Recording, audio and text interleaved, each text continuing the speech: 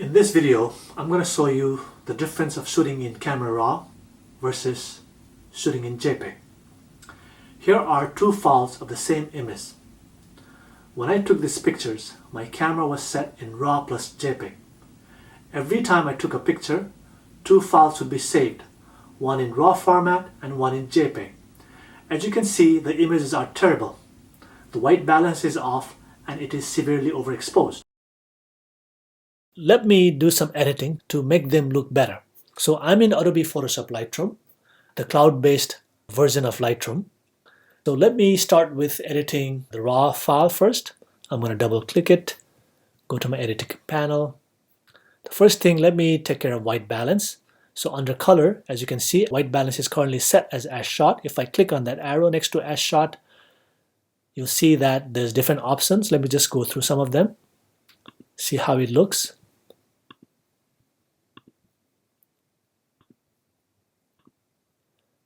So far, it looks the best in tungsten, fluorescent, etc. Right? So let me just try auto as well. So auto and tungsten looks pretty good, and it did a pretty good job. So for now, I'm going to leave the white balance as right here, and then I might need to come back to it later. Now let's try to take care of its exposure. So I'm going to go to light panel.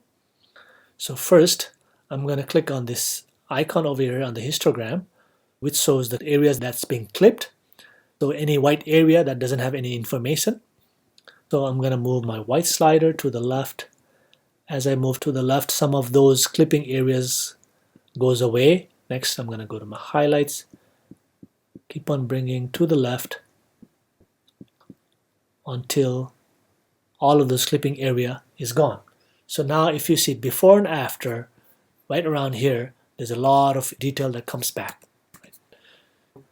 After doing this, I'm going to go back to and try to improve the white balance a little bit. So I'm going to move my temperature slider to the left, make it a little more blue. Now I'm going to go back. Maybe I want to increase my exposure just a little bit, give it a little more punch. And then I'm going to undo this. Now if you see before and after, looks a lot better. So now let's do the same thing with the Jpeg version. I'm going to go up here, edit.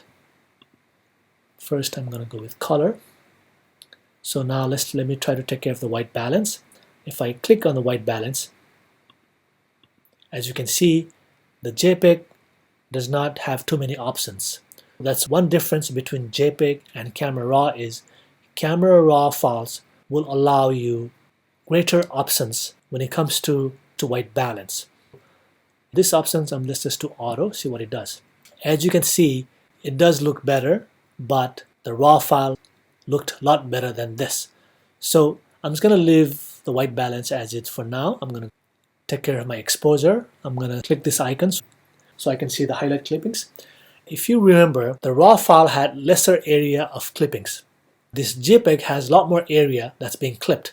That's because raw file contains data that directly comes from the sensor. It is untouched data, whereas Jpeg goes through compression. Jpeg also goes through some editing that's done by the camera. It might try to increase contrast, it might sharpen the image and stuff like that. In all this process, including compression, some of the data is discarded. So because of that, the greater area is being clipped. Now having said that, let's try to take care of this. I'm going to move my white slider to the left. As I do that, as you can see, some of my pixels are moves to the left in the histogram. Now I'm going to move my highlight slider. As I do that, most of the clipping areas does go away, but the image still looks pretty bad. So now let me try to move my exposure to the left. It does look better, but I think I need to go back, take care of my color. So I'm going to move towards the right and magenta just to get rid of some of those green, and maybe try to get rid of some of those blue.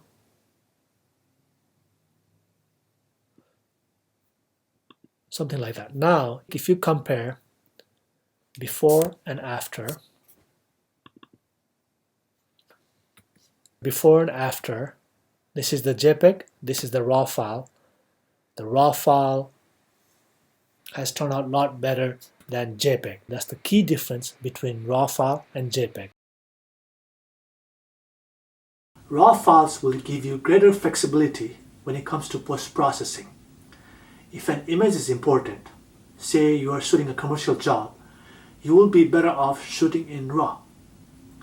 The only time you might want to shoot JPEG is, let's say you're shooting an event where you have to shoot a lot of images and the client wants the images right away.